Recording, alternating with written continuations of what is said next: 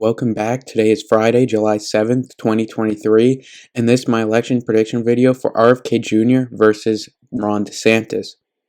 RFK Jr. and Ron Desantis are the runner-ups for both of their parties, with Donald Trump and Joe Biden being the leading candidates for their parties. However, if Biden and Trump start to falter, RFK Jr. and DeSantis are expected to take the reins, assuming that someone like Gavin Newsom doesn't run on the Democratic side. I'd like to look at Ron DeSantis' favorability ratings as compared to the leading candidates of Joe Biden and Trump. As a parent, Biden has a 14.9% unfavorability and Trump has a 16.9% net unfavorability, whereas DeSantis' is 7.3%, meaning that overall DeSantis is more favorable than Donald Trump or Joe Biden. And also, RFK Jr. is a weaker candidate than Joe Biden, considering he is losing to Joe Biden in the polls by double-digit numbers, and so is Ron DeSantis. But RFK Jr. has extreme viewpoints and has promoted conspiracy theories that voters might not support. But, as always, I'll fill in the safe states for both parties, as the safe states will continue to vote along party lines.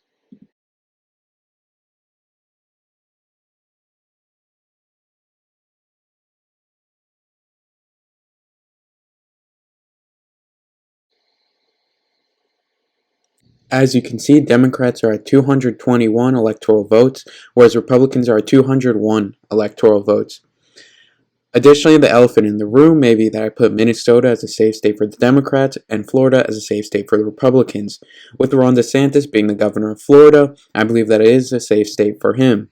And also Minnesota, I've always put Minnesota in the Democratic column, and I don't think it'll change in this election around. Additionally, I'd like to start from the West Coast to the East Coast, as I always do, starting with Nevada. And Nevada has elected some Republicans to its government, with it having a Republican governor, but it has two Democratic senators. However, due to RFK Jr.'s extreme viewpoints, I believe that those will be highlighted as the general election rolls around.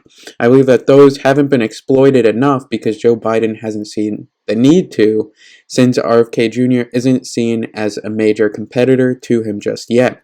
However, I believe that his extreme viewpoints will figuratively shoot him in the foot and cause Ron DeSantis to win many of these swing states, which will prove crucial for him to win the general election. Therefore, he will win in Nevada and also the other relatively moderate state of Arizona.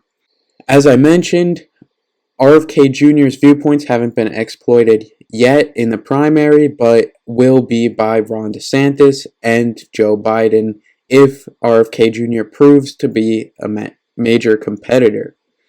Therefore, it will cause him to lose a lot of votes and a lot of support. However, Ron DeSantis' viewpoints also will be exploited. It all depends on how he reacts. So far, he's been focusing on engaging in a culture war, which hasn't proven beneficial to him, but his favorability is still better than that of Joe Biden and Donald Trump. And therefore, he will win the Rust Belt, and he will win Wisconsin, Michigan, and Ohio, which have voted for Trump in the past. Hillary Clinton I see as a stronger candidate than RFK Jr., and therefore, as I also see Ron DeSantis as a stronger candidate than Donald Trump in the general election, he will win states that Donald Trump beat Hillary Clinton in. Additionally, he will win in Pennsylvania, North Carolina, and Georgia for similar reasons, with Ron DeSantis also having more support in North Carolina and Georgia just off the bat due to him being the governor in Florida.